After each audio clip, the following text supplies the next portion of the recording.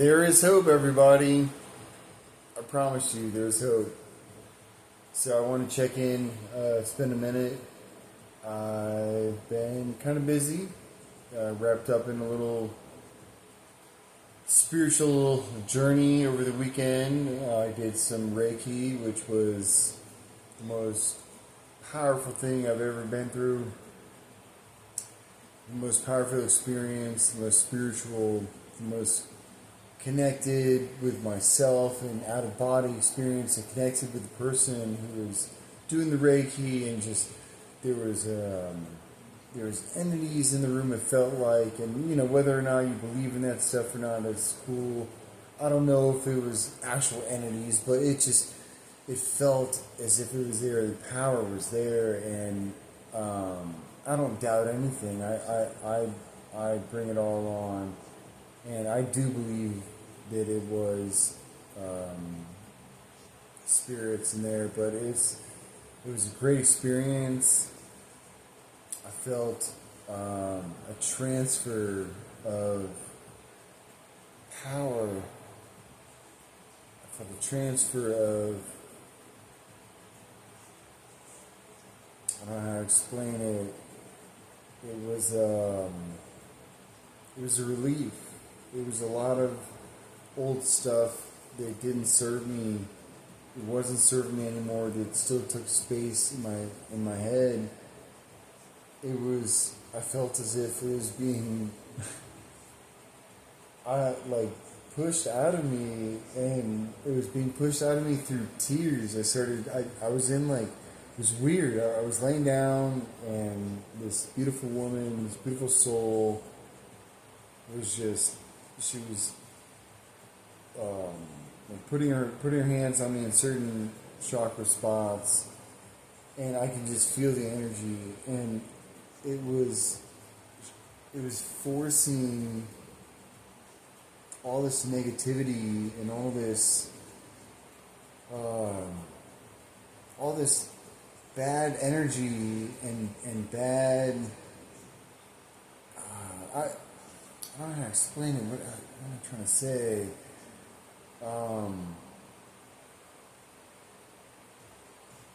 All the self-doubt, all of the self-hatred, the self-loathing, all of the regrets, the things I wish I hadn't done, all the trauma from my last relationship, just everything, my guilt, my shame, so much is being forced out of me in a beautiful way, like a caring way, like it was being forced by a loving force that just knew it wasn't serving me, and I didn't need it in my life anymore, and I didn't want it. And man, it was so powerful, so powerful. I'm so grateful for it, for the experience. It's funny. Excuse me. My grandmother does Reiki, and she's been trying to get me to do Reiki. She's been trying to get me to let her do Reiki on me for years, and she swears, it'll heal me and this and that, and I love her to death. But it's different when your family is doing it, because you feel a different intention, and it's the vulnerability that I needed to be in that kind of a state was kind of not comforting to know that your grandmother is putting energy into, and if this stuff works, then she's putting energy into me that she might want that I don't, just because I'm her grandson. And that's kind of the fear that I've had over the last couple of years, so I never did it with her. And the timing just wasn't right, and I'm very grateful she offered it. And I'll probably let her do it if she wants to now that I've experienced it. But man, if you get an opportunity to experience it, and you're into spiritual stuff, and you can really like let go and be open to somebody, touching you, just laying their hands on you very gently, and just giving you energy. If you're open to receiving energy from someone else, like true energy, then I highly recommend it. It was one of the most spiritual experience. Spiritual. It was one of the most spiritual experiences I've ever had, if not the most. I've never done anything like this. Like I've said, I've done some spiritual stuff. I've done a sweat lodge a couple times. I've done some stuff, but this was very intimate. It was very.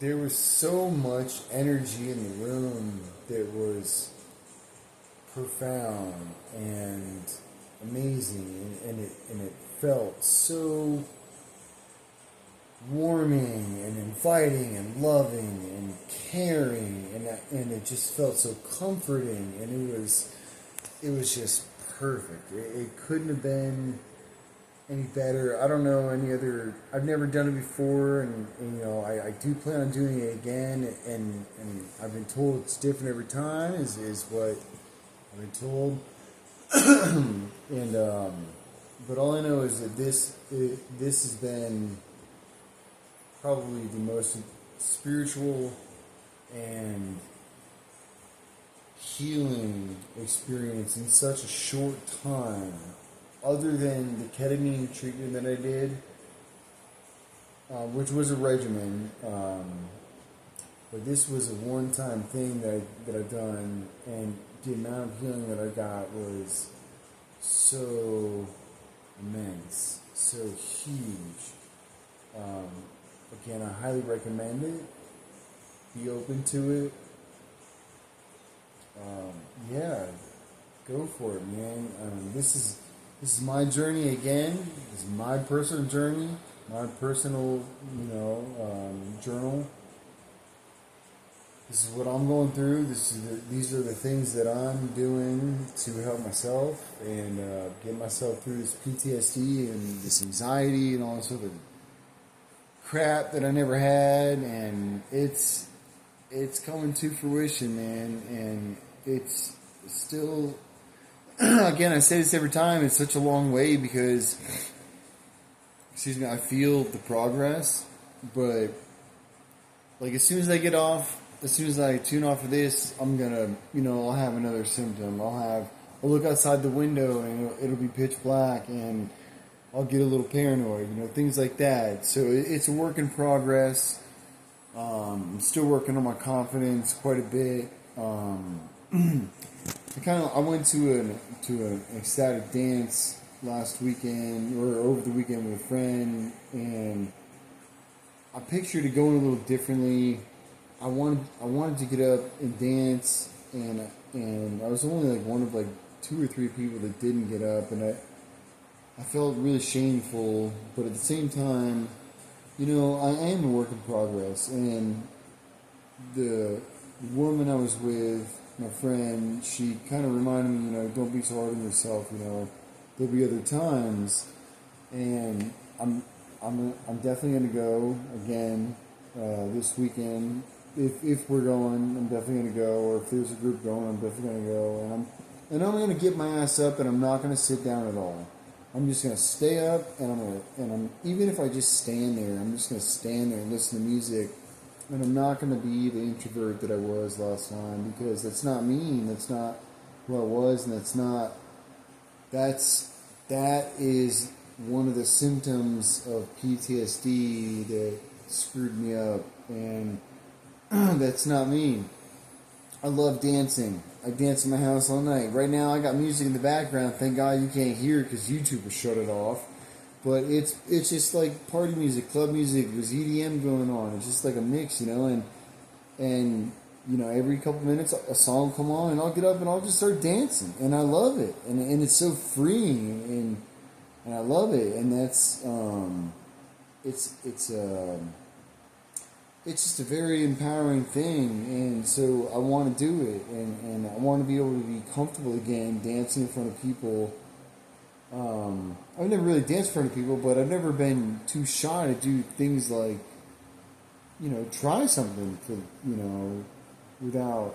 I've never had this much trouble with it, and but again, I have a good group of friends, and I'm gonna try to go again, and I'm gonna conquer this fear, and it's gonna be amazing, man. Because everyone there that I saw, even though I had a smile on my face the whole time, because I was enjoying it, I was enjoying watching the people. I was a nervous wreck the whole time. I was scared. Luckily, my friend came over and hugged me during the whole thing, and made me feel really comfortable. And that was as safe as I felt the whole time. But it's progress, I'm still working on a lot of things. I've avoided crowds. I've avoided things like this for the last few years because of the shit that happened to me, and the PTSD that it caused, and the symptoms that I get. And so this is, again, I'm a work in progress, and I'm sure a lot of you are as well. You're not alone, I promise you. Take baby steps. That's what I'm doing, and that's what I've been encouraged to do. My friend who I was with was the whole time was like, this is baby steps. She even said, she asked, how do you feel? And I told her, I said, I feel ashamed. I feel like I failed. I feel like I had an opportunity to have a really good time, and I just sat there and I did nothing. I watched everybody and observed, even though I was vibing with it, and I was still I was still appreciating everyone else having a good time. I feel like I failed myself because I wanted the courage to go up there and do that because I used to have that, and I feel like I failed. And she's kind of told me, she said something like, you didn't fail, this is progress. You came out, you were there the whole time, you were present. You didn't leave the building, you didn't leave her stranded, you didn't leave the place and just go off, and that's a big deal. And I need to recognize that because she recognized that, and that is something to recognize. That is baby steps, and I'm gonna go again. And again, like I said, I'm not gonna sit down this time. I'm just gonna stand up, and it might be very uncomfortable. Hopefully not. I'm gonna project it. It's gonna be not. I'm not going to project it. It's going to be way more comfortable the next time I go than it was this last time, because before it starts, I didn't know what to expect, and when you read the thing, it's like a lot of quietness. Like when you're on the dance floor, you're supposed to be quiet. You're not really supposed to talk or interact with people. It's supposed to be like an eye contact thing, whether or not they want you in their space. If not, give them 6 feet and back the fuck up. Excuse my language, but it's more of a respect thing and a consent thing. So reading that was kind of. I wanted to respect people's space, and I kind of wanted to observe and see what that meant. Because I honestly didn't feel like dancing with anybody, that's for damn sure. I mean, unless it was a person I was there with, because she was a friend. But even then, it was still a little nerve-wracking. So I just observed. There's a couple other people that just observed.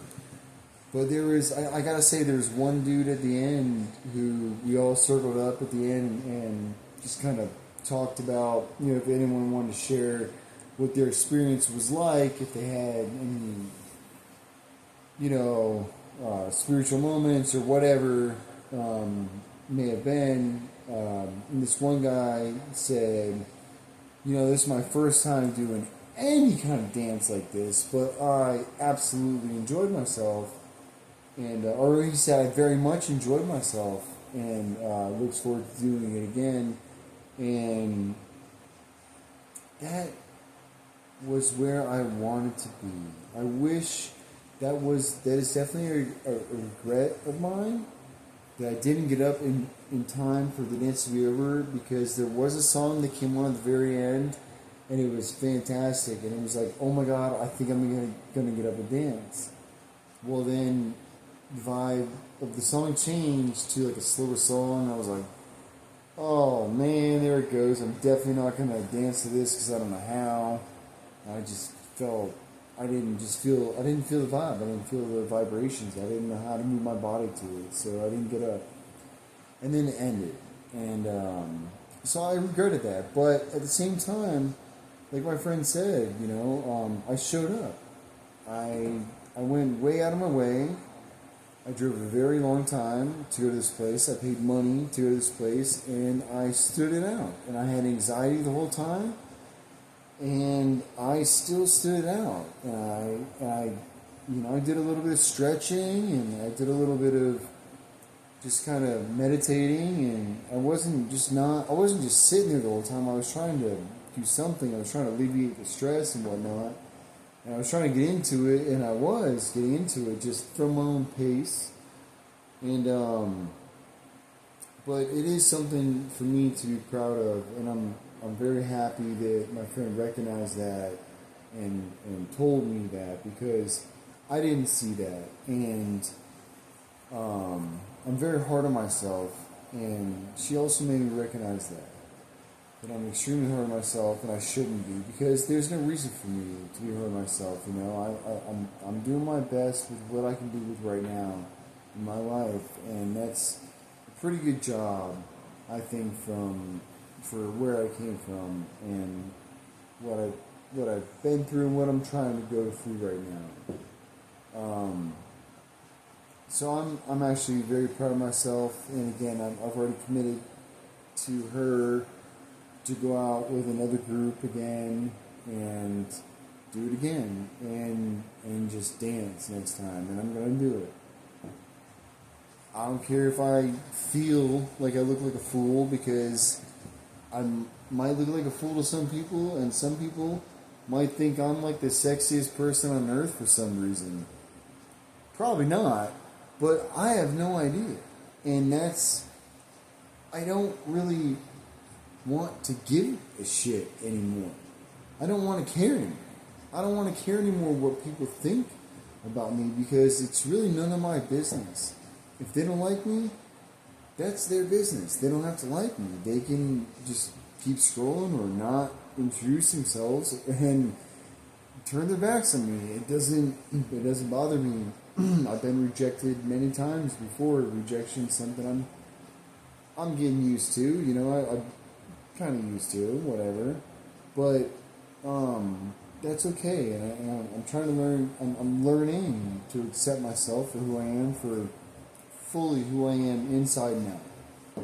And that means that's a huge deal. If you've watched any of my content at all, it's a huge deal at 41 years old, trying to accept, coming out as pansexual, and just started. I'm like having like a midlife crisis, kind of, but it's not a crisis. It's more like a midlife happiness. A midlife freeness, a midlife openness, open-mindedness. I'm more open-minded than I was when I was in my late 30s. They say, I've been hearing a lot on all the reels I scroll through. Around 38, 39 is where you start to open your eyes and realize, life is different than what you thought it was. You might not be spending enough time with yourself and with other people or nature, whatnot, whatever your epiphany is. You seem to have an epiphany around between 38 and almost 40, but it seemed to be before 40, and I started having one right around 39, and sure as shit, my 40th birthday was not what I thought it was going to be. It was great, but it wasn't what I thought it was going to be. It wasn't what I thought I was going to be in life. 41 hit, and I just realized, it's gotta change quickly, and I'd been putting the work in for a long time before that, but I don't know what's different.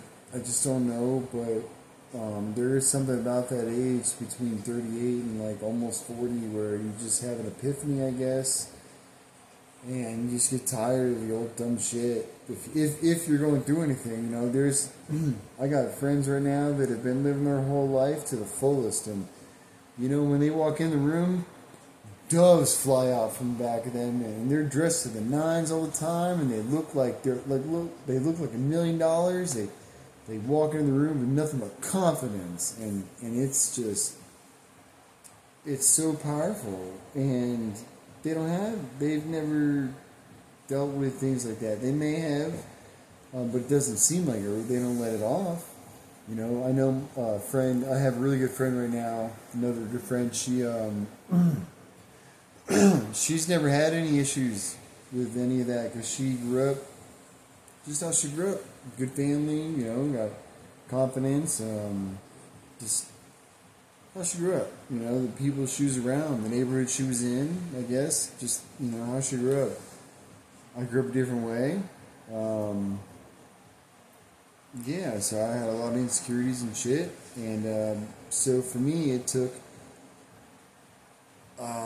38, 39 years to really have an epiphany. It also took a woman who I fell deeply in love with, who accepted me and made me realize things about myself that I didn't realize. And she helped me bring out a side of me that was always there that I hid from everybody, the pansexual side.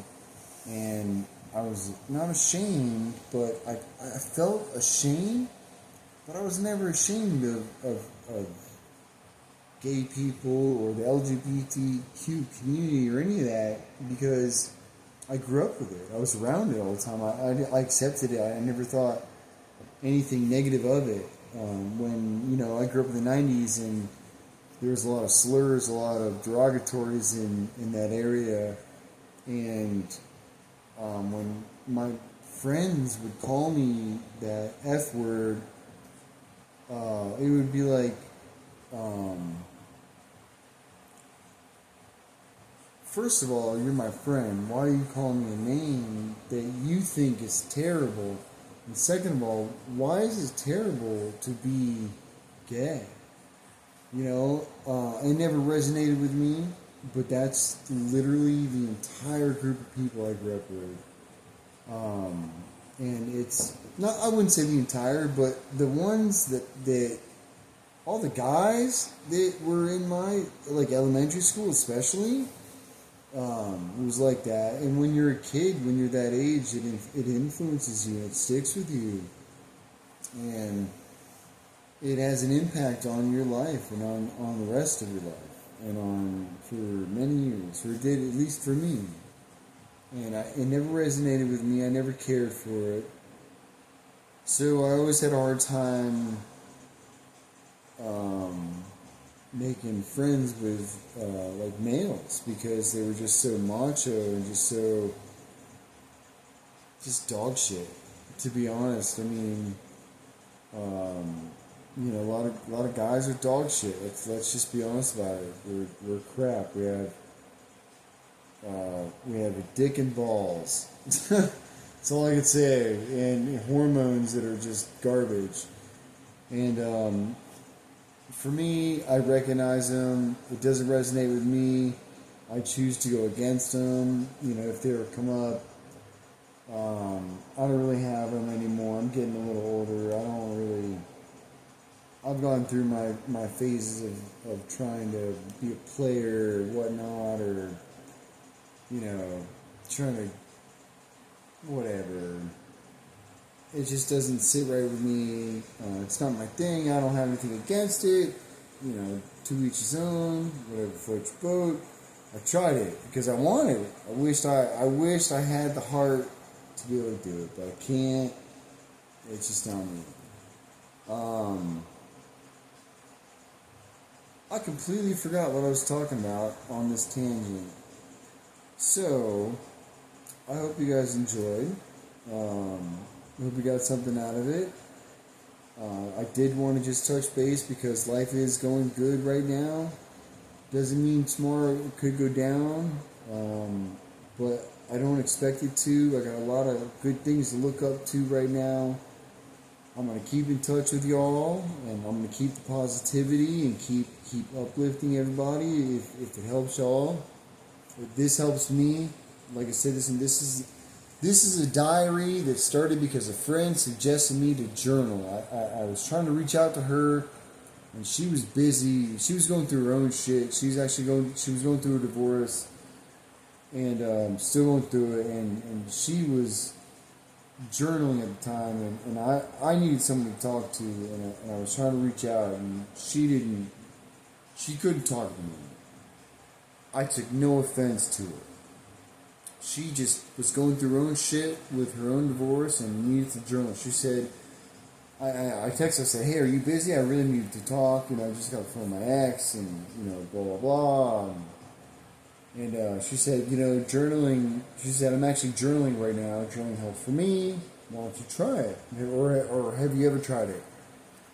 And I was honest with her. I told her, I said, yeah, but, I have nerve damage in my wrist, my thumb. I can't really write anymore, so it's kind of out of the question. She said, well, is there something you can, can't you record yourself or do an audio recording or something on your phone? And I thought, well, I could, but I would run out of memory, and then that would just stay on this phone, and then when I got a new phone a year from now, I would lose it all. So, how could I have it permanent without running out of data or memory on my phone or on whatever iCloud, whatever it is? And YouTube, thank you very much. I really appreciate you. This can stay here forever, and when I pass on, hopefully YouTube's still around and people can still get something out of this 100 years from now. Hopefully things evolve way much from now, from what they are.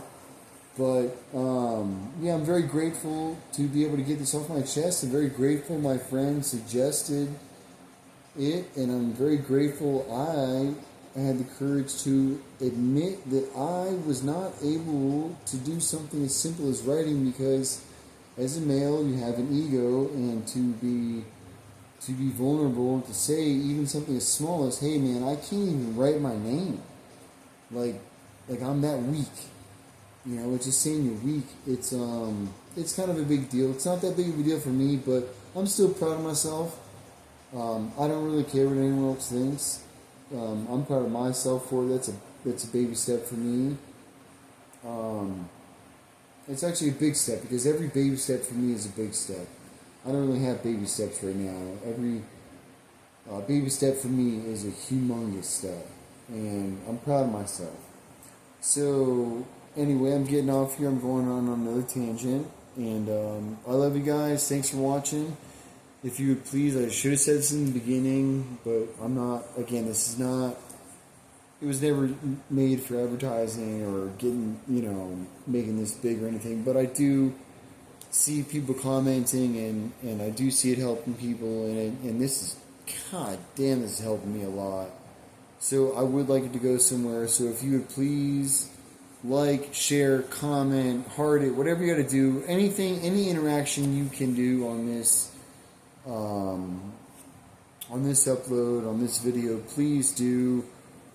Even just a heart or a hi or a hello or I had a good day or thanks for your share or I had a rough day. I'd really like to hear some positivity. If you had a rough day and you conquered it, or even if you had a rough day and didn't conquer it and you need some help, reach out.